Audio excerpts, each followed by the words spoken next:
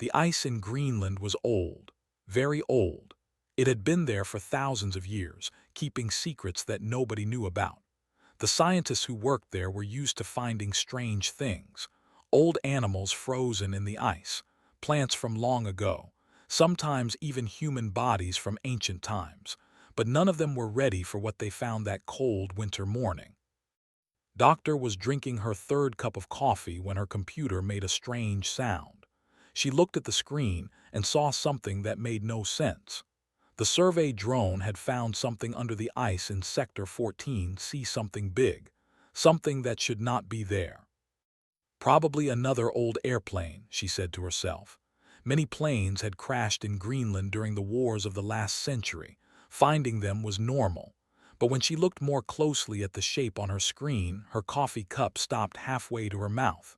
The shape was too smooth, too perfect. No human airplane looked like that. She called her team together and showed them the images. They all agreed that they needed to dig. It took them 3 weeks of hard work in the freezing cold. They used machines and tools and melted the ice with hot water. Day by day, they went deeper. And day by day, the shape became clearer. When they finally broke through to the cavern they had made, everyone stopped talking. The lights they had brought showed them something impossible. A ship, not a plane, not a boat. A ship unlike anything that humans had ever built. It was black like the night sky, smooth like glass, and huge. Almost 200 meters long, it sat in the ice like it had been waiting for them. The news spread fast. Within days, important people from all over the world came to Greenland. Scientists came with their equipment. Military people came with their weapons and worried faces. Politicians came with their arguments about who owned this thing and what should be done with it. They built a research station around the ship.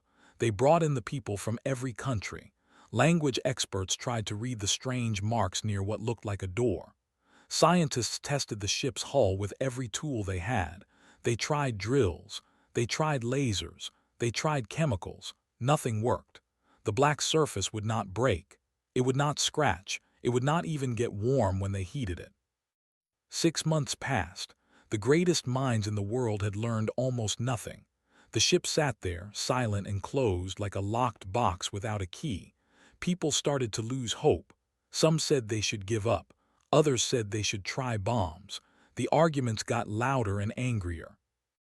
Then Cole came. Was not a scientist. He was not important. He was just a mechanic, 43 years old, with rough hands and tired eyes. The research station had hired him to fix their generators and machines. It was a simple job. Keep the power running so the important people could do their important work.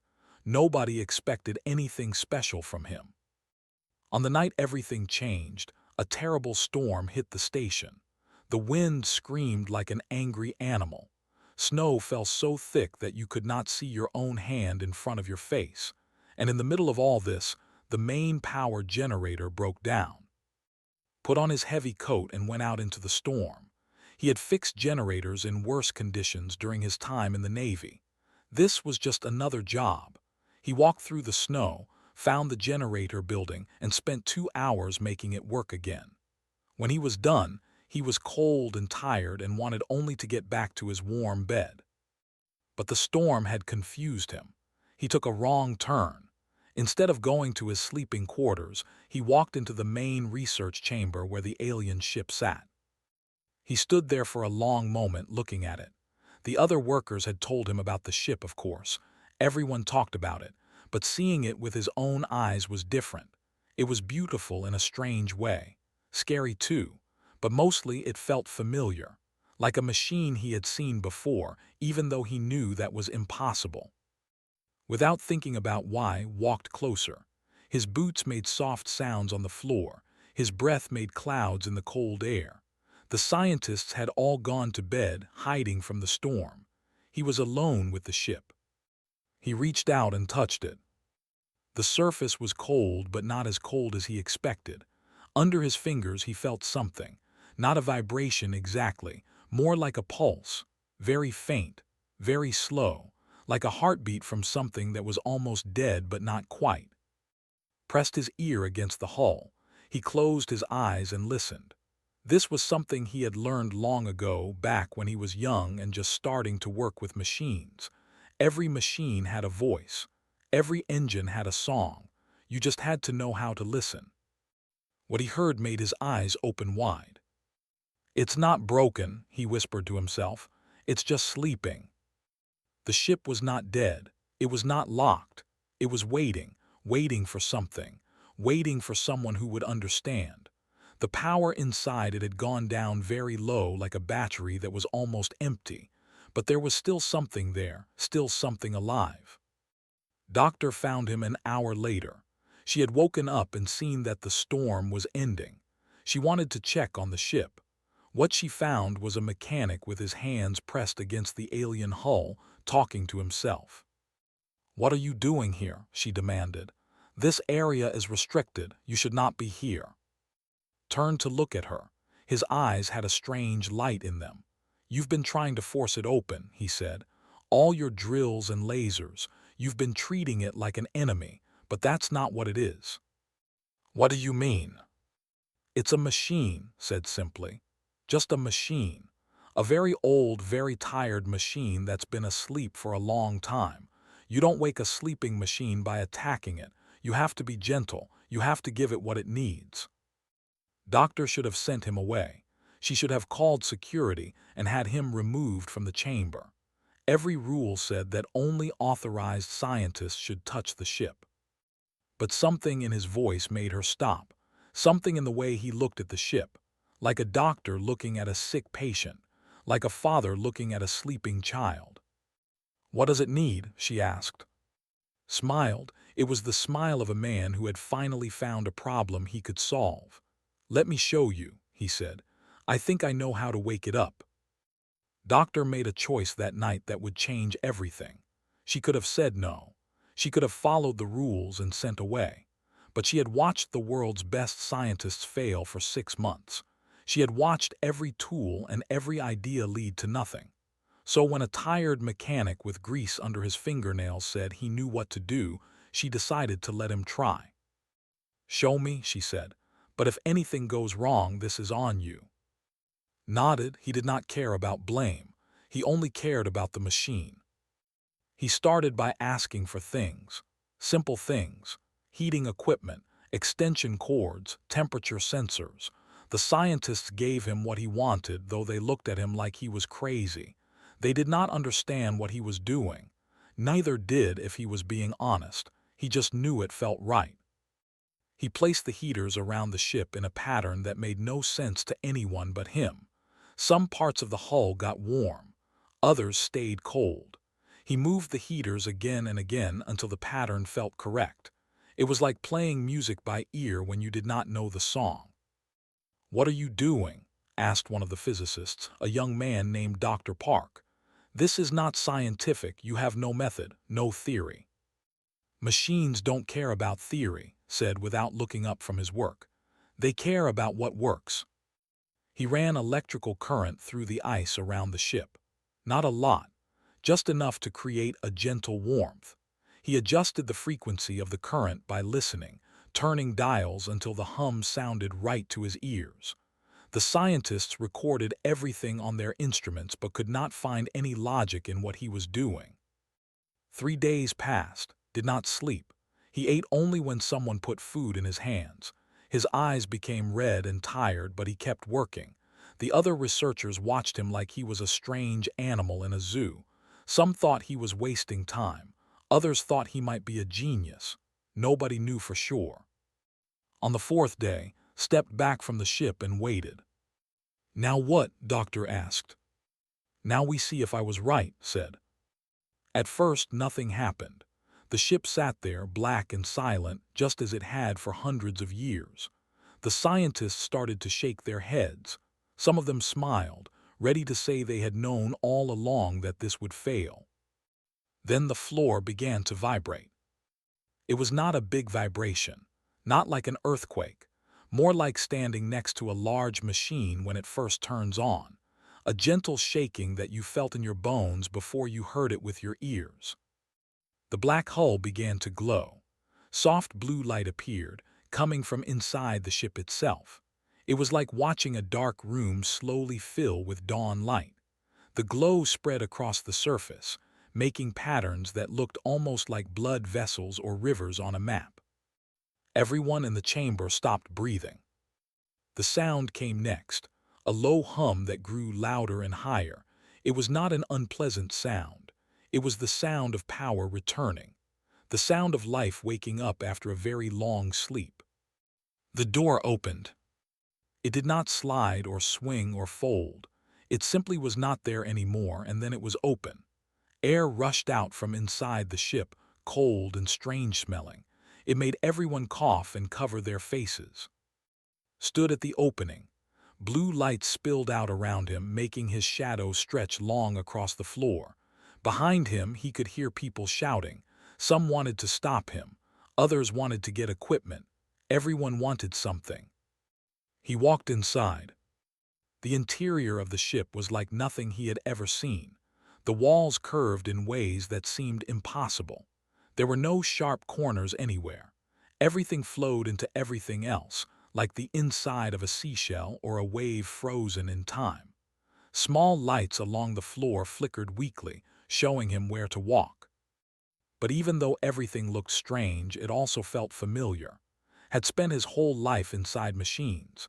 He knew where things should be, where power should flow, where controls should sit. And somehow, even though this ship was not from Earth, it followed the same basic ideas. Machines were machines, no matter who built them. He walked deeper into the ship. The air got warmer as he went further from the door.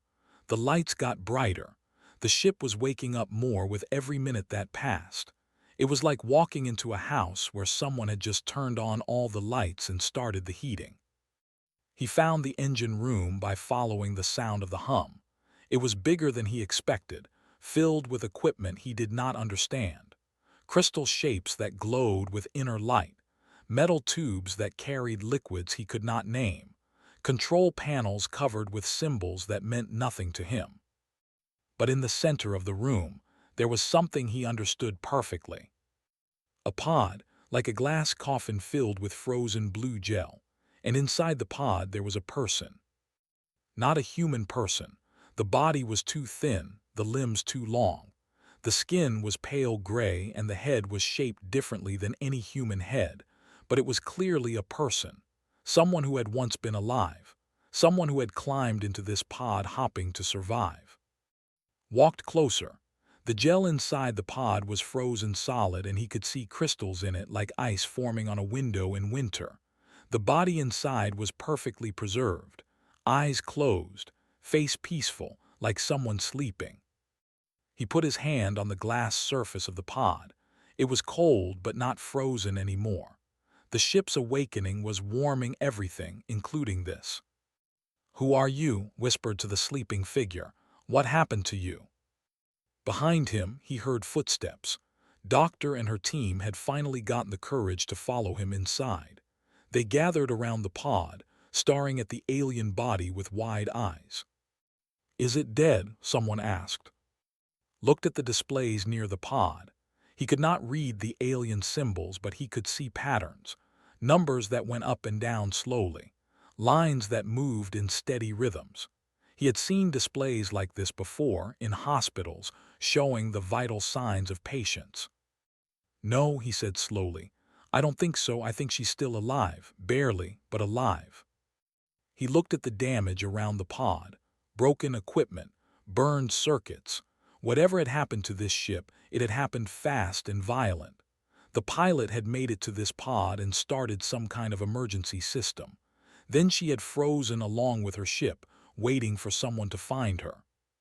"She's been waiting for 800 years, said quietly, waiting for someone to wake her up. Doctor came to stand beside him. Her face was pale with shock, but her voice was steady. "Can we help her? Can we save her?" Looked at the broken machines around him. At the alien technology he did not understand. At the dying pilot who had survived centuries only to be found by a species that should not even have yet. "I don't know," he admitted, "but I'm sure as hell going to try." The news of the alien pilot spread across the world like fire in dry grass. Every television showed her image. Every newspaper printed her picture. Every person on Earth talked about the grayskin being frozen in a glass pod inside an ancient ship.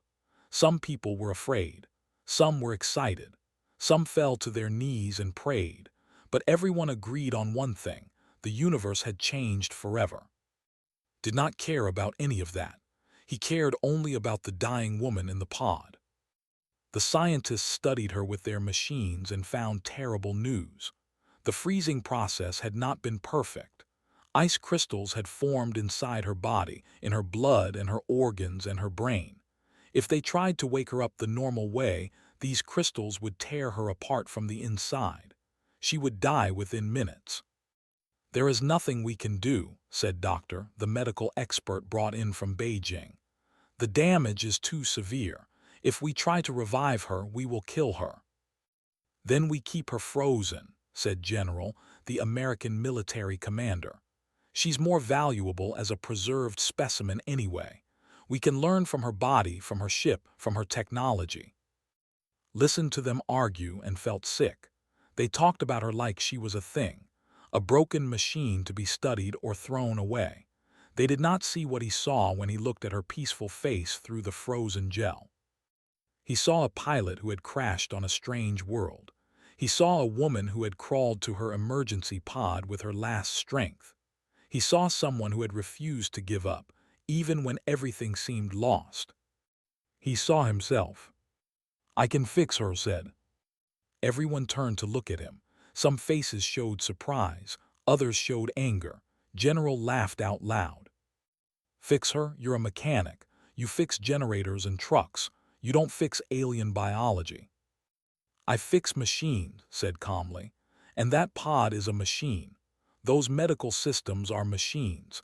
They broke during the crash, and that's why the freezing wasn't perfect. If I repair the machines, maybe they can repair her." It was a crazy idea. Everyone knew it was a crazy idea, but had already done the impossible once. He had woken a ship that had slept for 800 years. Maybe he could do it again. Doctor gave him permission to try. General argued against it, but he was overruled. The world wanted to meet its first alien visitor. The world wanted a miracle. Moved into the ship. He set up a small bed in a corner of the engine room near the pod where the alien pilot slept. He ate there. He slept there. He worked there for weeks that turned into months. The ship's computer had survived the crash, and slowly its translation systems came back online. Could not understand everything, but he learned enough to read the basic repair manuals. He learned that the pilot's species was called the. He learned that her name was. He learned that she had been a courier, carrying messages between stars. The medical bay had been badly damaged. Half of the equipment was melted or broken. The other half ran on power systems that did not understand. But broken was broken, no matter what planet the machine came from, and had been fixing broken things his whole life. He worked by instinct as much as by knowledge. When he did not understand something, he experimented until he did. When alien parts were missing, he replaced them with human parts. He connected laptop computers to alien control panels using wires and tape and hope. He replaced broken tubes with plastic pipes from a hardware store. He wrote his own programs to control systems that had never been designed for human minds. The scientists watched him and shook their heads. "This will never work," they said. "You cannot mix technologies like this. It is impossible." "Impossible just means nobody figured it out yet," replied. 4 months after he started, the medical bay came back online. The screens lit up with alien symbols that the ship's computer slowly translated into English. The machines began to hum with power. Robotic arms unfolded from the walls, testing their joints and finding them working again. It was ugly. It was crude. Some parts were held together with duct tape and prayer, but it worked. Now came the hard part. Programmed the revival sequence using everything he had learned from the ship's damaged database. The medical bay would slowly warm's body while injecting her with chemicals that would dissolve the ice crystals without destroying her cells. It was a process that should have been controlled by an advanced alien computer. Instead, it would be controlled by a human laptop running software that had written himself. He pressed the button to start the sequence and waited. The pod began to glow with soft orange light. The frozen gel started to melt, turning from solid to liquid over the course of several hours. The monitors showed vital signs changing, growing stronger, becoming more stable. Then her eyes opened. They were large eyes, silver-colored, with no pupils that could see. They looked around the room slowly, taking in the strange mixture of alien and human technology. They looked at the screens and the wires and the tape holding everything together. Finally, they found. He stepped closer to the pod. The glass lid had opened automatically, and the last of the medical gel was draining away. Lay there, weak and confused, looking at the first human being she had ever seen. "Easy," said softly. "You've been asleep for a long time, a very long time." The ship's translation system struggled with her words. When she spoke, her voice was rough and broken, like someone who had not used their throat in centuries. "Who are you?" she asked. "My name is Cole. I'm a mechanic." He smiled, trying to look friendly and not scary. "I fixed your ship and then I fixed you." Looked at him for a long moment. Her silver eyes showed emotions that could not read. Then she looked at the medical bay around her, at the laptop connected to the alien controls, at the plastic tubes carrying fluids through systems designed for very different materials. "You fixed this?" she asked. "With that?" "It wasn't pretty," admitted, "but it worked." Made a sound that might have been a laugh. It turned into a cough and quickly gave her water to drink. She was still very weak. It would take a long time for her to recover. But she was alive. After 800 years of frozen sleep, after a crash that should have killed her, after being found by a primitive species on a backwater planet, she was alive. And it was all because a simple mechanic had refused to accept that something was impossible. Was not healing fast enough. Her body needed things that Earth could not provide. Special nutrients, specific minerals, chemicals that her species had used for thousands of years, but that did not exist on this small blue planet. Found a way. He analyzed the food packets that had survived in the ship's storage. His laptop, now permanently connected to the alien computer, broke down the chemical formulas. Then he searched for Earth-based alternatives, seaweed that contained similar minerals, mushrooms that produced related compounds, synthetic chemicals from human laboratories. It was not perfect, told him that the food tasted wrong and made her stomach feel strange, but it kept her alive. Day by day, she grew stronger. Day by day, she was able to talk more and rest less. The world wanted to meet her. Leaders from every nation sent requests. Television channels offered millions of dollars for an interview. Scientists lined up with thousands of questions about her biology, her technology, her civilization. Refused them all. She would speak only to and to Doctor, who she seemed to trust simply because trusted her. Everyone else frightened her. They looked at her with hungry eyes, wanting to take pieces of her knowledge like wolves fighting over meat. "Your species is very young," told one evening as she slowly ate a bowl of the strange earth food he had made for her. "Very young and very loud. Everyone wants something. No one wants to listen." "We're not all like that," said. "Some of us know how to be patient." Silver eyes studied him. "Yes," she said quietly, "you are different. I have been wondering about that." Over the following weeks, she told them about herself and her people. They had traveled between stars for 50,000 years. They were part of a community of species that shared knowledge and trade across a huge region of space. Some races were ancient and wise. Others were young and foolish. The fell somewhere in the middle. Had been a courier. Her job was to carry important messages from one star system to another. It was not an exciting job, but it was necessary. Some information was too sensitive to trust to radio signals that anyone might hear. That information needed to be carried by hand, by pilots like who knew how to keep secrets. On her final mission, she had received a message that changed everything. "It was not from my people," explained. Her voice had grown stronger over time, but it still trembled when she talked about this. "It was not from any species that we knew. It came from deep space, from a region so far away that the light from those stars had not yet reached eyes."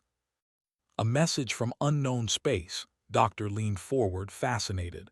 What did it say? Was quiet for a long moment. When she spoke again, her voice was very soft. It was a warning, a final message from a species that was about to die. They had encoded it in mathematics, the universal language that any intelligent creature can understand. They sent it out into the darkness, hoping that someone somewhere would hear it and understand. She looked at with those strange silver eyes. In them, he saw something that looked very much like fear. "Something is coming," she said. "Something that has been moving through the galaxy for millions of years. Something that finds intelligent life and destroys it, completely, totally, without mercy or exception." The room went very cold. Every civilization that encounters this wave of death, they all react the same way. First they do not believe, then they panic, then they try to fight, and then they die. His voice cracked. "The learned of this warning, I was carrying it back to but my ship was damaged in an energy storm. I crashed on your planet, and I have been frozen here ever since." "Your people," said slowly, "did they receive the warning?" Shook her head. "I do not know. Perhaps another courier carried a copy. Perhaps they found out another way, or perhaps they never knew, and when the wave reached them." She could not finish the sentence. Doctor's face had gone white. "This warning, this message from unknown space, is it still in your ship's computer?" "Yes." The translation of the message took months. Human mathematicians and linguists worked day and night, using the ship's computer to help them understand the alien equations. What they found was worse than anyone had imagined. The warning contained data, star charts, trajectories, predictions based on thousands of years of observation. The wave of destruction was not random. It moved through the galaxy in patterns that could be calculated, and based on those calculations, it would reach this region of space, Earth's region of space, in approximately 200 years. 200 years, Doctor said when the final translation was complete. Her voice was hollow. "That's not enough time. We barely have space stations. We've never left our own solar system. How can we possibly prepare for something that destroyed civilizations a million years more advanced than us?" Sat with them in the conference room, still weak but growing stronger every day. She listened to the humans argue. She watched them panic and shout and deny what they had learned. She had seen this before. Every species reacted the same way. But then something happened that she did not expect. Cole stood up. "Enough," he said. His voice was calm but firm. The room went quiet. "We're wasting time feeling sorry for ourselves. We have 200 years, that's 8 generations. That's longer than most human nations have existed. We can do a lot in 200 years. "Do what?" someone demanded. "We're insects compared to the species that built this warning. What can humans possibly do?" Looked around the room, then he looked at and he smiled. "We fix things," he said simply. "That's what we do. We find problems and we solve them. We don't care if the problem is supposed to be impossible. We don't care if everyone says it can't be done. We just keep working until we figure it out." Felt something strange in her chest. It took her a moment to recognize it. Hope. For the first time since she had heard the warning, she felt hope. "You really believe you can stop this?" she asked. "Something that has destroyed every civilization it has ever encountered." Shrugged, "Maybe not. But we're sure as hell going to try. And if there's one thing humans are good at, it's being too stubborn to know when to quit." The world broke apart before it came back together. When the news of the warning became public, humanity reacted exactly as had predicted. First came denial. Politicians said it was a hoax. Scientists argued about the translation. Religious leaders called it a test of faith. People wanted to believe it was not real, that they could go back to their normal lives and forget about the darkness coming from the stars. Then came the panic. Markets crashed. Governments fell. Wars broke out as nations blamed each other for things that made no sense. For 2 terrible years, it seemed like humanity would destroy itself before the wave ever arrived. But then something changed. It started small. A group of engineers in Japan who decided to work together instead of fighting. A collection of universities that shared their research freely with anyone who wanted it. A movement of young people who refused to accept that the future was hopeless. Cole became a symbol for this new movement, though he never wanted to be. He was just a mechanic. He fixed things. But the story of how he had woken an alien ship and saved an alien pilot by refusing to believe in the impossible spread across the world. People saw in him something they needed, proof that ordinary humans could do extraordinary things. "We are not going to sit here and wait to die," told the United Nations Assembly. He was uncomfortable in his borrowed suit, and his voice was rough, but every person in the room listened. "We have 200 years. Our ancestors built cathedrals that took hundreds of years to finish. They started work knowing they would never see the end, but they built anyway. That is what we are going to do." Watched from the side of the room. In the months since her awakening, she had become humanity's teacher. She shared everything she knew about technology, about the other species in the galaxy, about the history of civilizations that had risen and fallen over millions of years. It was not much, she kept telling them. She was a courier, not a scientist. But humans took what she gave them and made it into something more. That was the thing about humans that could not understand. Every other species she had known followed rules. They did things the proper way, the way that had been proven to work. They did not mix different technologies together. They did not guess when they did not know. They did not try things that every expert said were impossible. Humans did all of these things, and somehow, impossibly, it worked. 50 years after the warning became public, the first human starship launched from Earth orbit. It was not a beautiful ship. It was ugly, really, a collection of human and alien parts held together by determination and clever engineering. They would have called it primitive. Other galactic species would have laughed at it. But it flew, it reached the stars. Within 100 years, humanity had spread across a dozen star systems. They built colonies on worlds that should not have supported life and made them livable through sheer stubborn effort. They found the ruins of dead civilizations, species that had been destroyed by the wave long ago, and they learned from them. What had killed others taught humans how to survive. They also found survivors, not many, a handful of species that had hidden from the wave instead of fighting it. These survivors had spent millions of years in fear, certain that the darkness would find them eventually. Humans taught them something new. They taught them to build, to fight, to hope.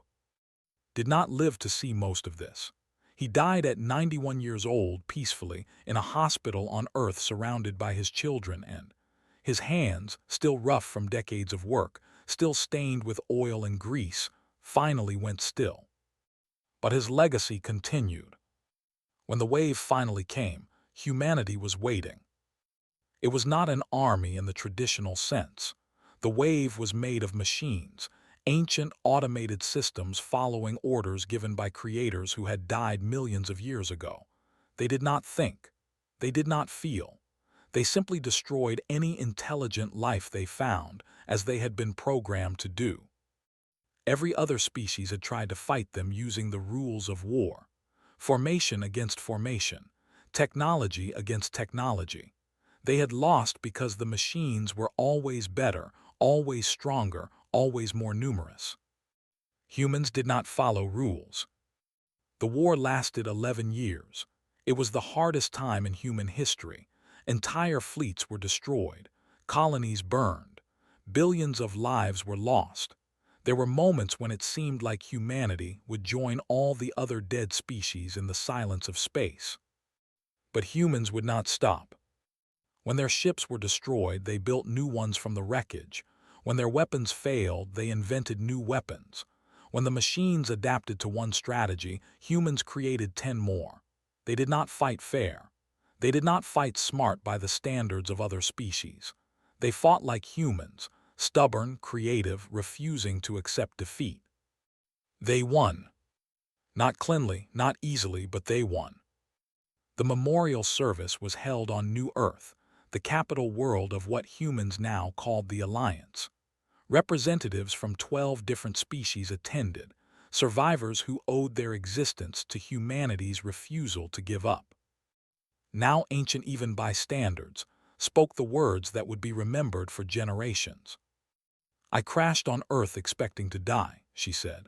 Her voice was weak, but every being in the massive hall heard her clearly.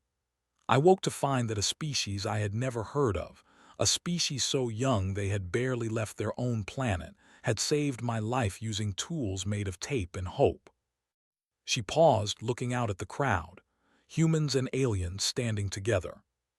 "I asked a human once how his kind did the impossible. He was just a mechanic, a man who fixed machines, but his answer has stayed with me for over 200 years. The hall was completely silent. He said, "The impossible just means no one figured it out yet. Give me a wrench and some time and we will see." Smiled, something she had learned from humans. The galaxy told humanity that they could not win, that the wave was unstoppable, that extinction was certain, and humanity's answer was to roll up their sleeves and get to work. She raised her hand in a gesture of respect that humans had taught to a dozen species. "The galaxy will never be the same, and I, for one, am grateful." The cheering lasted for a very long time. And somewhere, in a small museum on Earth where the original alien ship was kept as a monument to first contact, a photograph hung on the wall. It showed a middle-aged mechanic with tired eyes and oil-stained hands, standing in front of an impossible ship, smiling at the camera. Below the photograph, a simple plaque read, "Cole, the man who woke the ship, the man who showed humanity what it could become." The impossible just means no one figured it out yet.